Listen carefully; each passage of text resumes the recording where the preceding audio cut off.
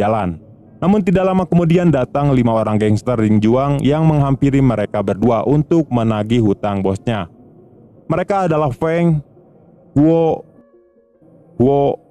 Akai, dan terakhir ada Xiong.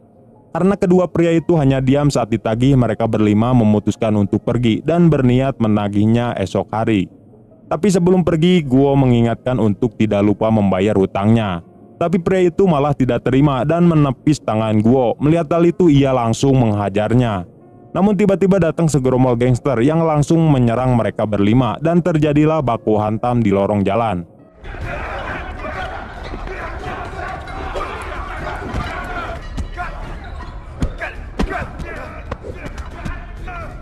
Di sini terlihat meskipun melawan CRT, mereka berlima mampu mengimbanginya. Tapi di tengah pertarungan, salah satu dari mereka ada yang membawa pisau yang langsung menusuk Xiao. Namun untungnya dihadang oleh Huo, dan malah ia yang terkena sabetan di tangannya. Bahkan pria itu juga hampir membunuh Peng, tapi untungnya Peng mampu menghindar dan merebut pisaunya lalu menusuk pria itu hingga tewas. Tidak lama kemudian terdengar sirine polisi menuju tempat itu. Mendengar hal itu, mereka berlima langsung kabur dari sana. Tapi tak disangka Xiong malah tertinggal dan ditangkap oleh polisi karena ia yang menyelamatkan Peng terlebih dahulu. Dan kini ia harus masuk ke dalam penjara agar sahabat-sahabatnya tidak tertangkap juga.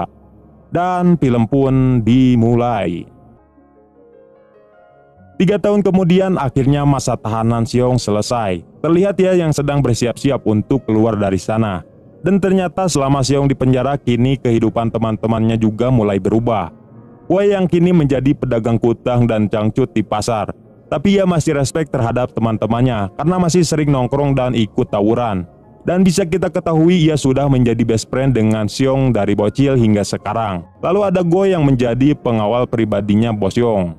Kemudian Peng yang telah diangkat menjadi pemegang semua bisnis Bos Xiong sekaligus menjadi tangan kanannya. Dan terakhir ada Akai yang masih setia dan menjadi pengawal pribadinya Peng. Lalu kita diperkenalkan dengan bos mereka yang bernama Bos Xiong. Dia adalah pemimpin dari klan Ding Juang. Terlihat mereka yang sedang mendatangi upacara kematian dari ketua gangster klan Dakiao. Lalu kita juga diperkenalkan dengan anak almarhum yang bernama Michael. Saat sedang memberi salaman terakhir kepada ayahnya, tiba-tiba datang orang kepercayaan ayahnya itu. Lalu ia menyuruh Michael untuk pergi ke Amerika lagi karena dia yang akan mengambil alih semua kekuasaan ayahnya. Mendengar hal itu, Michael langsung emosi dan mengambil pisau untuk membunuhnya. Dan kini dialah yang menjadi ketua gangster Dakiao dan mengambil alih semua kekuasaan ayahnya. Scene berganti kepada Xiong yang sudah keluar dari penjara. Ia dijemput oleh Hua karena sahabat yang lain masih sibuk dengan pekerjaannya. Dan bisa kita ketahui Xiong adalah orang yang sangat ramah terhadap siapapun dan solidaritas dengan pertemanannya. Setelah itu mereka berdua pergi ke pasar terlebih dahulu untuk menemui para pedagang yang ada di sana. Terlihat juga para pedagang di sana sangat kangen dengan Xiong. Setelah itu ia pergi ke rumah neneknya dan terlihat neneknya juga sangat bahagia dengan kedatangannya. Yang dimana kita tahu dari bocil hingga sekarang Xiong sudah tinggal bersama neneknya itu karena ibunya yang sudah lama meninggal. Malam harinya ia datang ke markas Bos Xiong untuk merayakan hari kebebasannya. Terlihat mereka semua bersukacita akan kebebasan Xiong. Tidak lama kemudian datang Peng dan Akai yang membuat acara itu menjadi lengkap. Dan di tengah acara itu Bos Xiong memberikan pekerjaan baru kepada Xiong untuk menjadi pemegang keamanan di pasar. Keesokan harinya kita diperlihatkan dengan Michael yang sedang menyogok seseorang agar bisnis membuat klub malamnya itu berjalan dengan lancar. Yang dimana kita tahu si bapak itu adalah orang partai, yang dimana semua pembangunan di kota itu harus mendapatkan persetujuannya jika ingin membuat proyek baru. Namun ternyata si bapak itu tidak mempan disogok karena setiap gangster di kota itu memiliki aturan dan tidak akan cukup dengan uang saja, karena Michael yang harus mendapatkan persetujuan dari gangster lain. Mendengar hal itu, Michael langsung membacot dan membandingkan dengan gangster di Amerika yang tidak memiliki aturan. Meski ia sudah membacot panjang lebar hingga akhirnya si bapak itu tetap menolaknya.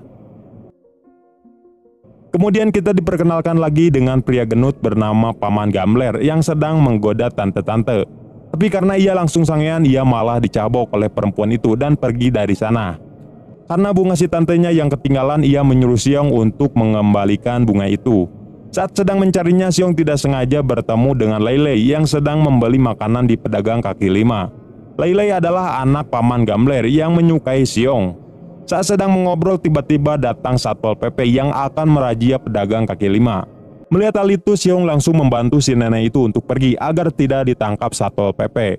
Namun saat akan masuk ke dalam gang, Xiong dicegat oleh sekelompok gangster yang memajeknya untuk bisa masuk ke sana. Dan ternyata mereka semua adalah anak buahnya Michael, karena itu adalah daerah kekuasaannya. Meskipun sebelumnya terjadi aksi saling bacot, namun akhirnya ia memilih untuk mengalah dan memberi mereka uang karena kasihan kepada si neneknya. Malam harinya Xiong mengadakan makan bersama teman-temannya, termasuk Lei Lei yang datang juga ke sana. Dan bisa kita ketahui ternyata secara diam-diam si Peng juga menyukainya. Bersamaan dengan itu, di tempat lain anak buah Michael membuat kerusuhan di wilayah bisnisnya Bos Xiong. Peng and the gang yang sedang bersantui tiba-tiba ditelepon oleh bosnya dan menyuruh untuk membereskannya. Tanpa banyak bacot, mereka semua langsung pergi, tapi tidak dengan Xiong yang tidak diizinkan ikut, karena ia masih berstatus bebas bersyarat. Saat sudah sampai di lokasi, Peng and the gang langsung menghajar mereka dan terjadilah baku hantam.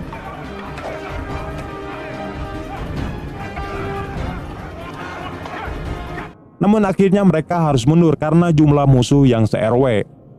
Dan keesokan harinya tawuran itu dilanjutkan lagi, di mana Peng yang membawa banyak pasukan dan siap untuk balas dendam.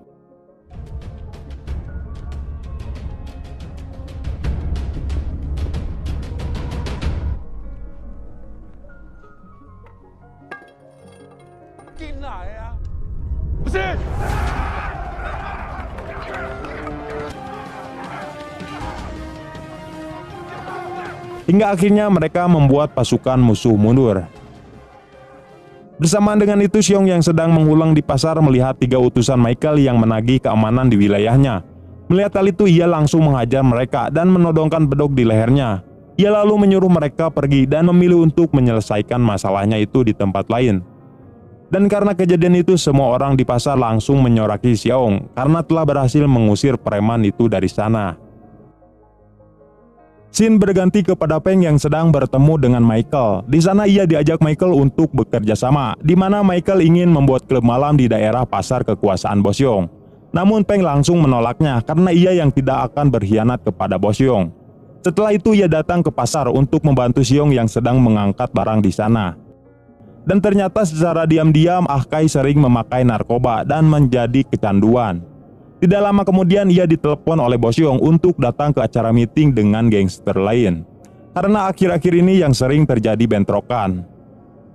Terlihat di sana sudah ada si bapak yang sebelumnya pernah mau disogok oleh Michael. Dan di sini ia akan menjadi penengah dan mengambil keputusan agar tidak ada peperangan lagi. Namun dalam acara meeting itu si Michael malah ngegas dan membuat pihak Bos Xiong emosi. Hingga akhirnya Michael pergi dari sana.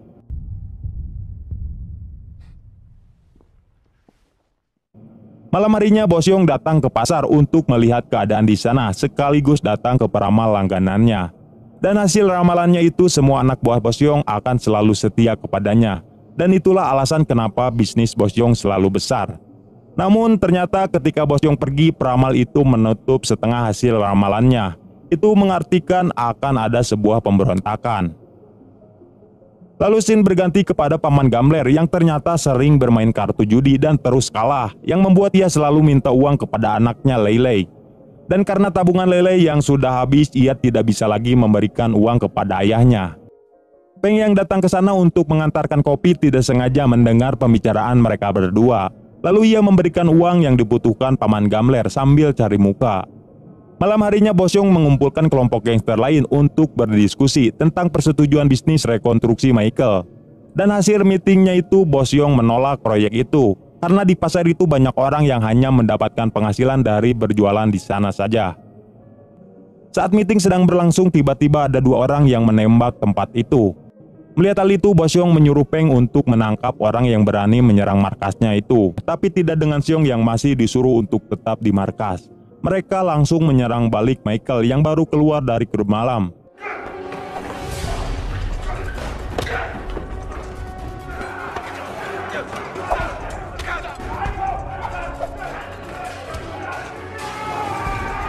Di tengah baku hantam itu tiba-tiba Michael mengeluarkan pistol dan siap untuk menembak Peng. Namun tiba-tiba Seong datang dan langsung menodongkan bedog kepada Michael. Peng lalu mengambil pistolnya dan menembak kaki anak buah Michael dan mengancam ia selanjutnya. Scene berganti kepada Boseong yang sedang mengobrol dengan istrinya. Dan di dalam obrolannya itu Boseong berniat untuk memberikan semua kekuasaannya kepada Seong, karena ia yang akan pensiun dari ketua gangster. Namun ternyata obrolan mereka berdua didengar oleh Ah Kai, yang langsung menelpon Peng untuk memberitahunya. Mengetahui hal itu terlihat wajah Peng yang langsung galau karena seharusnya dialah yang menjadi penerus Boseong. Di tengah perjalanan Peng dicegat oleh Michael dan anak buahnya. Di sana si Michael masih mencoba mengajak kembali Peng untuk bergabung ke dalam gengnya. Bahkan si Michael ini mencoba menghasut dan memprovokasinya bahwa Peng akan ditendang di geng Dingjuan, karena Boseong yang akan mewariskan semua kekuasaan kepada Seong. Namun ia tetap menolak tawaran itu dan langsung pergi dari sana. Saat sampai di markas besar, Peng melihat Boseong yang sedang menyiksa Ah Kai habis-habisan karena ketahuan memakai narkoba. Peng yang berada di sana hanya bisa melihat hal itu. Mengetahui Boseong yang akan mewariskan kekuasaannya kepada Seong, Peng terlihat selalu mengulang dan selalu teringat perkataan Michael. Di tempat lain, Guo dan Huo terlihat sedang mampir ke warung untuk membeli rokok. Namun tiba-tiba datang anak buah Michael yang langsung menculik Huo dan membawanya ke markas mereka. Di sana Huo disiksa habis-habisan di dalam karung. Setelah itu ia dikembalikan ke markasnya Boseong dengan keadaan yang kritis dan dilarikan ke rumah sakit yang membuat ia koma karena terluka parah. Seong yang mengetahui hal itu berniat untuk balas dendam sendiri kepada Michael. Namun untungnya Peng mampu menenangkannya karena bukan waktu yang tepat untuk balas dendam sekarang. Namun Seong yang merasa bersalah karena Huo yang masuk ke dalam gangster itu karena mengikutinya. Guo yang melihat Seo sedang menangis memberinya sebuah pistol untuk berjaga-jaga dari anak buah Michael. Di tempat lain, paman gambler yang kalah lagi bermain judi, ia berniat untuk berhenti karena hutangnya yang sudah membengkak. Namun di perjalanan ia dicegat oleh Michael dan dibawa masuk ke dalam mobilnya. Di sana Michael menyuruh paman gambler untuk segera membayar hutangnya. Namun karena ia tidak mempunyai uang untuk membayar, Michael malah memberikannya uang dengan syarat paman gambler harus membunuh Peng. Karena terpaksa ia pun menyetujuinya. Bersamaan dengan itu, Peng dan Boseong yang sedang dalam perjalanan pulang, tiba-tiba paman gambler menelpon Peng dan mengajaknya bertemu di bawah jembatan. Peng yang tidak curiga lalu turun dari mobilnya dan pergi untuk menemui paman gambler. Saat sampai di sana ia mulai merasa aneh karena tempatnya yang sepi dan tidak bertemu dengan paman gambler. Ia lalu menelpon Seong yang sedang pergi bersama neneknya dan menyuruhnya untuk berhati-hati di perjalanan. Tapi saat akan pergi, Peng melihat paman gambler. Ia lalu menghampirinya dan menanyakan alasan paman gambler ingin bertemu dengannya. Terlihat paman gambler yang gugup. Peng yang merasa obrolannya tidak penting memutuskan untuk pergi dari sana. Namun saat akan pergi, tiba-tiba pistol milik paman gambler terjatuh dan malah menyuruh Peng untuk bergabung dengan Michael. Mendengar hal itu, Peng emosi dan hampir memukulnya. Di tempat lain, Seong yang sedang dalam perjalanan pulang, tiba-tiba anak buah Michael menabraknya dari belakang sampai mobil Seong tertabrak oleh truk. Melihat hal itu, mereka langsung menodongkan pistol kepada Seong dan dar. Ternyata tembakan itu milik Seong dan menembak mereka berdua sampai tewas. Tapi sayangnya neneknya juga harus tewas karena kejadian itu.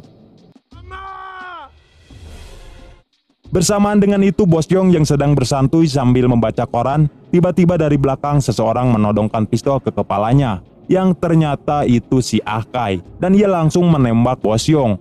Mungkinkah Ah Kai capek? Ia yang panik lalu kabur dari sana dan tidak sengaja bertemu dengan Guo. Guo yang merasa curiga dengan cepat langsung masuk ke dalam markas. Dan Peng yang sudah sampai di markas melihat Boseong sudah tewas. Keesokan harinya di pemakaman bosnya, Peng dan Guo berjanji akan balas dendam kepada Ah Kai dan Michael. Lalu mereka berdua pergi ke pelabuhan disusul oleh Seong untuk menyerang markas Michael.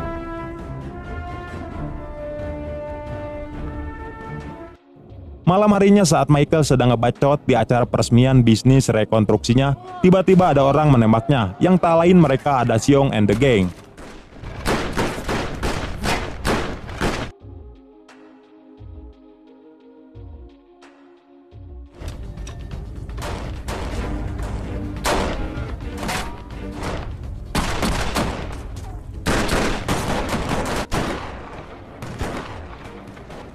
Di tengah peperangan itu, mereka bertiga sama-sama terkena peluru tembakan. Sambil menahan luka, tembakan Xiong dan Peng berlari untuk mengejar Michael yang kabur dari sana. Sedangkan Guo menahan anak buah Michael dan dihujani tembakan. Dan saat di bawah kolong jembatan, Peng berhasil menangkapnya dan Xiong yang baru sampai langsung mencekik Michael dari belakang. Namun karena keadaan mereka berdua yang sudah terluka, Michael membata Xiong terus-terusan hingga sekarat. Peng yang melihat hal itu lalu mengambil bambu runcing dan menusuknya. Namun Michael masih bisa membalikan keadaan, lalu ia menusukkan bambu itu ke tubuh Peng. Hingga pada akhirnya Xiong yang sudah sekarat mengambil pistol Michael yang terjatuh lalu menembaknya dan modar. Dan terlihat mereka berdua yang sudah bonyok dan berlumuran darah. Dan ketika Peng akan menyunut udut Xiong, ternyata Xiong sudah tewas. Ending yang cukup mengecewakan, bos. Dan kini orang yang masih hidup hanya Ah Kai, sedangkan Peng terlihat masih kritis. Dan mungkin saja ada orang yang menolongnya. Dan film pun selesai.